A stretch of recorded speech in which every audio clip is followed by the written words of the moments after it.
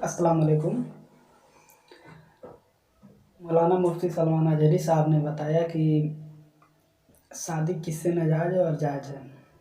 आप लोग सुनिए, बहुत ही अच्छा बयान है इनका, सुन के दिल खुश हो जाएगा। सुनिए। ने सूरह निसा मुकम्मल तिलावत की है और सूरह माइदा का कुछ हिस्सा। इसमें अल्लाह अज़्ज़ा व जल के बहुत अहम पैगामात घरेलू ज़िंदगी के मुतालिक शुरू में आए हुए हैं। औरतों के मुतालिक जैसे कि कल मैंने अर्ज़ किया था, कुछ औरतें ऐसी हैं जो तुम पर हराम की गई हैं हमेशा हमेश के लिए, उनसे कभी निकाह नहीं हो सकता। उनका बयान है। वो कौन सी औरतें हैं? अल्लाह ताला फरमाता है, हुर्रिमत अलैकुम उम्महातुकुम व बनातुकुम व अख़वातुकुम व अम्मातुकुम व खालातुकुम, यहाँ तक तुम्हारे ऊपर तुम्हारी माएँ हराम हैं, माँ से कभी निकाह नहीं कर सकता, और तुम्हारी बहनें तुम्हारे लिए हराम हैं। माएँ हराम हैं, बहनें हराम हैं, बेटियाँ तुम्हारे ऊपर हराम हैं, अपनी बेटी से कोई निकाह नहीं कर सकता। तुम्हारी फूफियाँ और तुम्हारी खालाएँ, ये वो जो अबदुल आबाद हमेशा हमेश के लिए तुम पर हराम है, इनको महरम औरतें कहा जाता है। इनसे पर्दा भी नहीं है। बाप का अपनी बेटी से नहीं है, बेटे का अपनी माँ से नहीं है, इसी तरह बहन का भाई से नहीं है। ये महरम औरतें हैं जिनसे निकाह कभी नहीं हो सकता। उसके अलावा कुछ और भी हैं। ये 5 तो मैंने बताया, माँ, बेटी, बहन, फूफी और खाला, ये 5 हुई।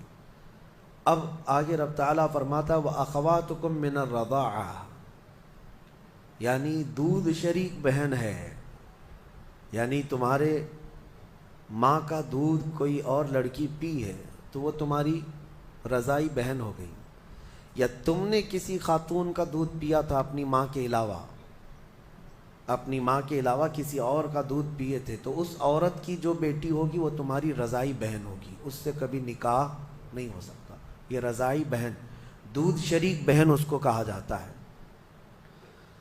फिर 7वें नंबर पर वो उम्महातु निसाइकुम, और तुम्हारी बीवियों की माएँ यानी सास, सास से कभी निकाह नहीं हो सकता। हत्ता कि अगर तुम्हारी बीवी को तुमने तलाक दे दिया, तलाक दे दिया, ख़त्म हो गई, या फिर इंतकाल भी हो गया बीवी का, तब भी उस बीवी की माँ से कभी निकाह तुम्हारा जायज़ नहीं है। वो माँ के दर्जे में हो गई, क्योंकि माँ और बेटी को निकाह में जमा करना जायज़ नहीं है।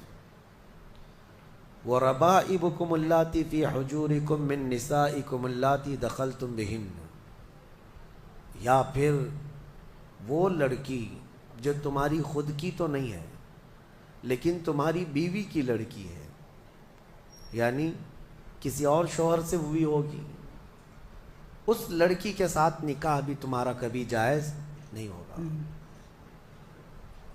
और फिर आगे 2 बहनों का एक निकाह में जमा करना, ये भी सख्त हराम है।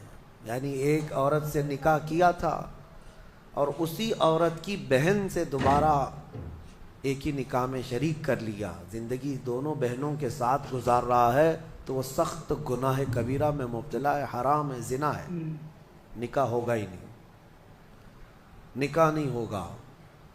दूसरी बहन के साथ जो उसने निकाह किया वो निकाह मुनाकिद ही नहीं हुआ, उसने उसके साथ ज़िना किया।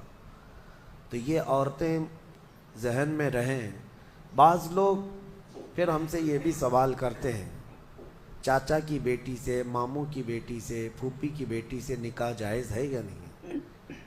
तो हिंदुओं के यहाँ कुछ चीज़ें इस तरह की मानी जाती हैं कि उनके यहाँ चाचा की बेटी से निकाह नहीं होता, लेकिन इस्लाम में ऐसा नहीं है।